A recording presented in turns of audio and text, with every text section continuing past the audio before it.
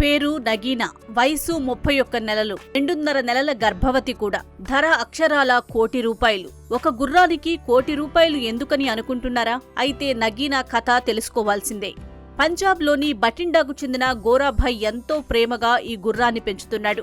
రాజస్థాన్ అజ్మీర్ జిల్లా పుష్కర్లో జరుగుతున్న పశువుల మేళాకు నగీనాను తీసుకువచ్చాడు గోరాభాయ్. బలిష్టమైన శరీరంతో ఈ అశ్వం అందరి దృష్టిని ఆకర్షిస్తోంది. इसकी जो उम्र है जी वो 31 मंथ और ये 5 बार के शो विनर आई, 5 शो लड़ी है जे अलग अलग पोजिशनों पर 5 नंबरों में आई है। जो इसका बाप है जी दिलबाग रनिया वाला घोड़ा, ये हमारे बहुत ऑल इंडिया बहुत अच्छा घोड़ा है, बहुत ज़्यादा नाम है जी। और उसकी बेटी है ये, और ये सुपर है जी काले कांटे से 2.5 मंथ की।